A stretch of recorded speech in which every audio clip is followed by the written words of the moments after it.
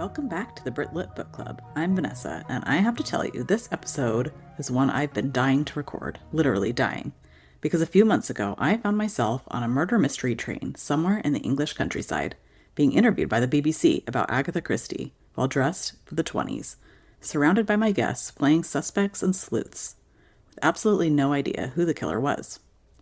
I have the best job in the world. That trip, part of our British book club tour, took us deep into Christie country. Torquay, where she was born, Greenway House, where she lived and set some of her most beloved novels, and Burr Island, this extraordinary Art Deco time capsule rising out of the sea off the Devon coast, accessible only by a contraption called a sea tractor, and the setting for one of Christie's most famous books. I swam in the same cove where Agatha Christie swam, had afternoon tea in a room that hasn't changed since she sat in it, and I came home absolutely obsessed. So today we're exploring the life, the work, and the world of the undisputed queen of crime herself, Dame Agatha Christie. Grab your tea, something unflavored and untraceable ideally, because here's what I want you to understand going in. Agatha Christie wasn't just writing cozy puzzles to pass the time. She was a brilliant psychologist, a sharp social observer, and quite possibly the most commercially successful novelist of all time, with over 2 billion books sold. 2 billion books. She outsold every novelist in history. The only books that have her beat are Shakespeare and the Bible. Her play, The Mousetrap, has been running in London's West End since 1952, over 70 years without a single break, and people are still picking up Murder on the Orient Express for the first time and being completely blindsided by the ending. Oh, and she vanished for 11 days in 1926 in a mystery that has never been fully solved, because of course she did. Let's talk a little bit about her early life. Agatha Mary Clarissa Miller was born on September 15th, 1890, in Torquay, Devon, that gorgeous seaside resort on England's southwest coast. And when you walk those streets, as we did on our tour, you start to understand her immediately. Torquay is elegant, proper, full of Victorian terraces overlooking a brilliant blue harbor. Respectable on the surface, the kind of place where everyone knows everyone, and everyone has secrets. Our guide took us to the sites that connected to her childhood, the streets she walked, the sea she looked out at. She was a local girl, and Torquay is proud of her in a way that only small English seaside town can be proud. Quietly, thoroughly, and with excellent plaques. Here's your first fun fact about young Agatha. She never went to school. Her mother believed girls shouldn't learn to read until age 8, convinced early reading would strain their little minds. Young Agatha, being both precocious and stubborn, taught herself to read at 4 years old. Take that, Victorian education theory. She grew up in a comfortable middle-class household, creating elaborate fantasy worlds, reading everything she could find. Her father died when she was only 11, leaving the family in precarious finances, a theme that would surface again and again in her novels. Christie understood money troubles intimately, which is probably why so many of her murder victims are wealthy, and so many of her suspects have pressing financial needs. During World War I, she worked as a nurse in a hospital dispensary. That's where she learned everything about poisons, and I mean everything. Toxicology, symptoms, antidotes, what leaves a trace and what doesn't. Young Nurse Christie was quietly filing away information that would fuel decades of fictional murders. Terrifying and wonderful. It was also during the war that Agatha met Archibald Christie, Archie, at a dance in 1912. He was a dashing young officer in the Royal Flying Corps. Exactly the sort of man you'd write into a novel if you wanted the audience to understand immediately why a sensible woman might make an unwise decision. They married in 1914, just days before he shipped off to France, in a slightly reckless way people do when the world feels very uncertain. Their daughter Rosalind was born in 1919, after the war ended and Archie came home. By all accounts, Agatha was a devoted mother, and Rosalind appears warmly in her autobiography. A practical, no-nonsense child who inherited none of her mother's taste for the dramatic, which perhaps made her very restful to be around. The marriage, though, was another matter. Archie was charming and handsome, and also, it turned out, not particularly interested in emotional depth, which is a rather unfortunate quality in a husband. The cracks widened through the years, and in 1926, everything fell apart at once. It was during the war that she wrote her first detective novel, The Mysterious Affair at Styles, which introduced the world to Hercule Poirot. It was rejected by several publishers before finally being accepted in 1920. Christie was 30 years old. And then came 1926, the year of Agatha Christie's own real-life mystery. In April, her mother died. In August, her husband Archie confessed he was in love with another woman and wanted a divorce. And on December 3rd, 1926, Agatha Christie disappeared. She left her home in Berkshire late at night. Her car was found abandoned near a chalk quarry, interior lights on, teetering close to the edge. Inside her fur coat, her driver's license. Britain went completely mad. Over 1,000 police officers searched for her. Her friend Arthur Conan Doyle took one of her gloves to a psychic. Newspapers ran daily updates. Some suspected her husband had murdered her. Others said it was a publicity stunt. 11 days later, she was found at a hotel in Harrogate, registered under the name of her husband's mistress, claiming to have no memory of who she was or how she got there. To this day, no one knows what happened. Was it a genuine fugue state brought on by grief and trauma? A calculated attempt to embarrass her philandering husband? And who can blame her? I'd probably have a mental breakdown too. Christie herself never explained it, and forbade anyone from discussing it in her presence. Rather mysterious behavior from a mystery writer, don't you think? She divorced Archie in 1928, and for a while it seemed Agatha Christie might simply become one of those quietly formidable women who channels everything into her work and never looks back. Then she went to Iraq. In 1930, talked into a solo trip to the Middle East by a friend, she found herself on the Orient Express. Yes, that Orient Express. And ended up at an archaeological dig in Ur. There she met Max Mallowan, a young archaeologist, 14 years her junior, who was working under Leonard Woolley. He was thoughtful, brilliant, quietly attentive, and apparently completely unbothered by the fact that he was asking a famous 40-year-old divorcee to marry him after knowing her for a matter of months.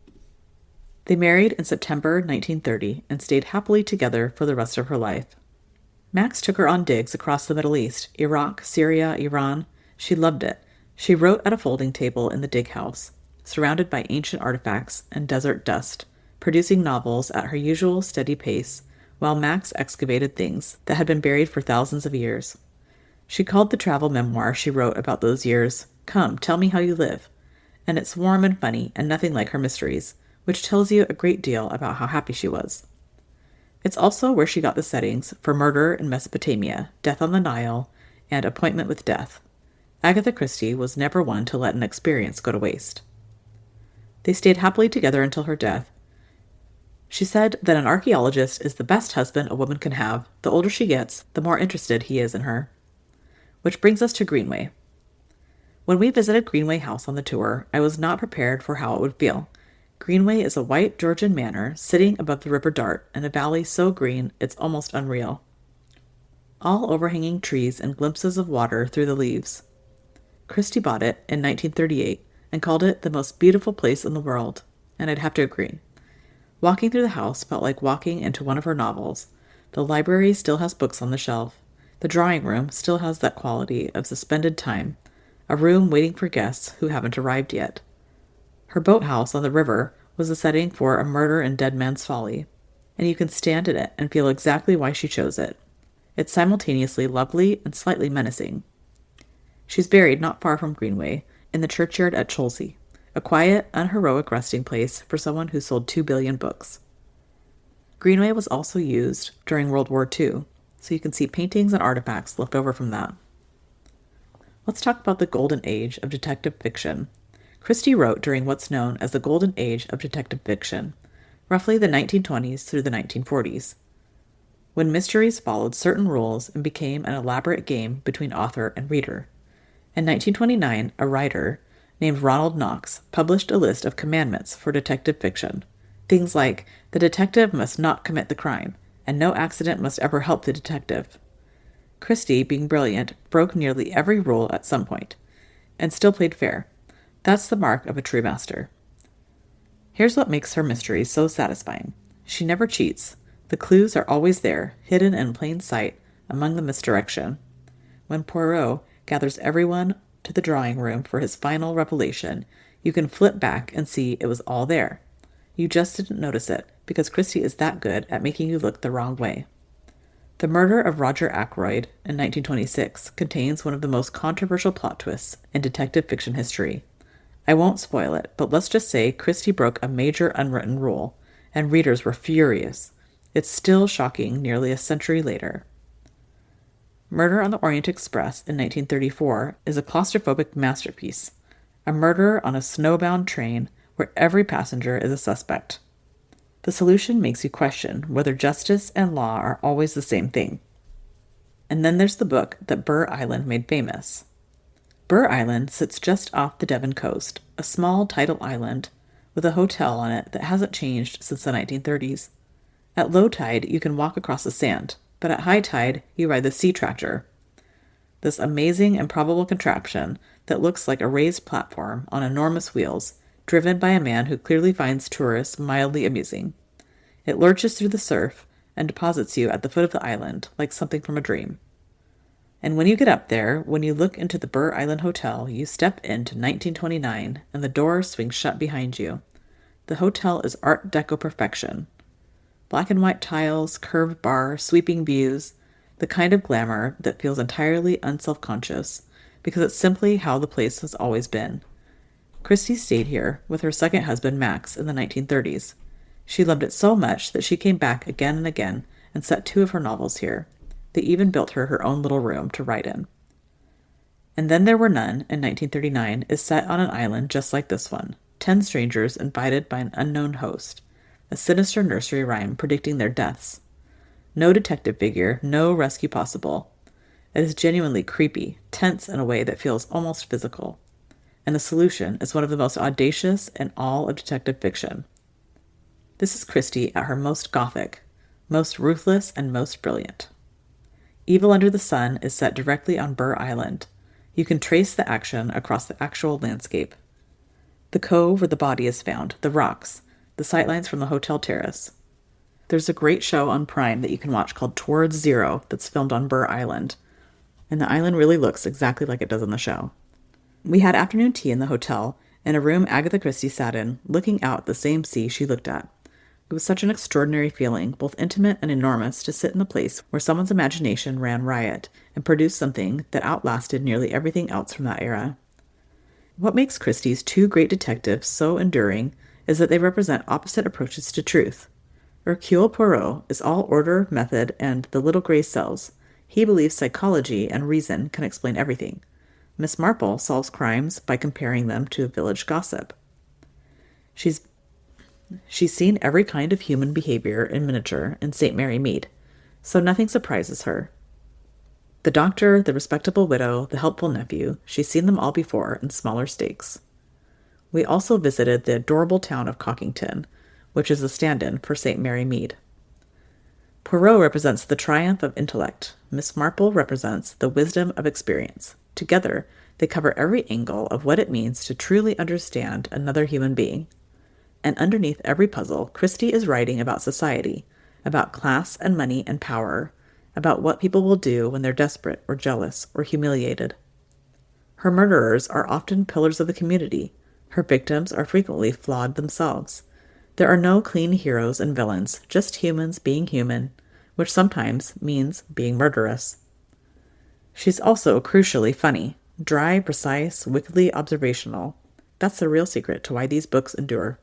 They're not just puzzles, they're stories about people, with real emotional stakes and genuine warmth, and Christie makes you care before she kills anyone off. Let's talk about Agatha Christie's legacy, and why she still matters. So why in 2026 are we still reading books written by a woman born in Victorian England? First, the craft. Christie was a master plotter who understood exactly how to build a satisfying conclusion. Every thriller writer since owes her a debt. The structure of her novels, the gradual revelation, the gathering of suspects, the final explanation in the drawing room, has become the template for an entire genre. Second, the comfort. Yes, there's a murder, but there's also order being restored. The guilty are found, justice prevails, and the world rights itself. In our chaotic modern world, there's something deeply satisfying about a story where all the pieces fit and wrongs are set right. Third, and this is the one that struck me the most, standing in Greenway and at Burr Island and in the streets of Torquay. Christie's world is a place you can visit. The settings aren't just a backdrop. They're almost characters themselves. That's what makes the trip feel less like tourism and more like a pilgrimage. You're not just seeing pretty buildings. You're standing inside the imagination of one of the most inventive minds of the 20th century. Here's what I think is Christie's most important legacy. She proved that so-called genre fiction could be brilliant literature. Mysteries were looked down on for decades, considered lowbrow entertainment, unworthy of serious attention.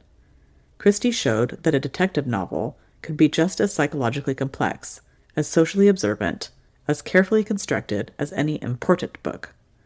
She never won major literary prizes during her lifetime, but she outlasted nearly everyone who did. 2 billion books, the Mousetrap still selling out nightly, Kenneth Branagh making big-budget films for her work, new adaptations appearing every year, her books being discovered for the first time by readers in every generation, and a group of book-loving women swimming in the sea, visiting an island, walking the streets where she walked. I'd say she's doing just fine. If all this has you daydreaming about walking Christie's streets in Torquay, standing in the drawing room at Greenway, or arriving at Burr Island on a sea tractor, you're my people. This trip is part of the British Book Club Tour 2027, and I can tell you from personal experience that there's just nothing quite like it. You can find the details at thebookclubtour.com. In the meantime, if you've never read Agatha Christie, start with And Then There Were None, or Murder on the Orient Express. Try to solve it. You probably won't. And when Poirot explains the whole thing in the final chapter, you'll flip back to the beginning and see that it was there. You just weren't looking in the right place. Which, of course, is exactly what she intended. Here are a few book recommendations if you want to read further. For Christie's own voice, seek out Come, Tell Me How You Live, her memoir about life on the archaeological digs with Max in Syria and Iraq. It is completely unlike her mysteries, warm, funny, self-deprecating, full of desert dust, and terrible roads and dogs she adopted along the way. It's one of the most charming books she ever wrote, and it tells you everything about why those years with Max were the happiest of her life.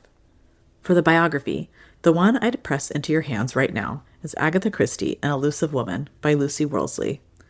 If you know Lucy from BBC History documentaries, and if you don't, please go find them immediately. She brings exactly that same energy here, sharp, warm, thoroughly researched, and completely accessible. Lucy has access to personal letters and papers that hasn't been seen before, and she makes a compelling case that Christie was far more modern, far more subversive, and far more complicated than the comfortable grandmother of crime fiction that people assume her to be.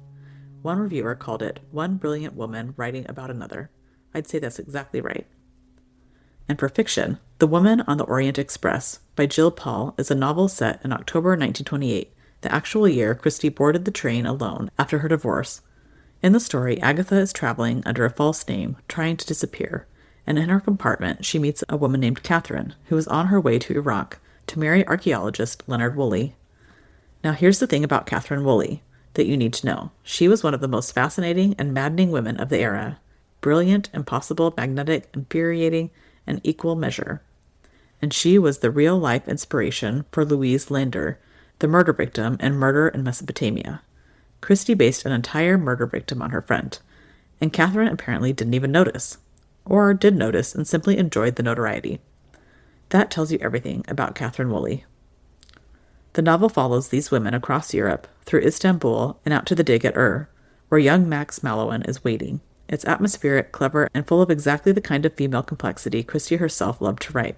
Perfect for anyone who wants to live inside that world for a few hundred pages. All of these are linked in my show notes. Thank you for joining me on this investigation of Agatha Christie. Thanks so much for listening to the Brit Lit Book Club.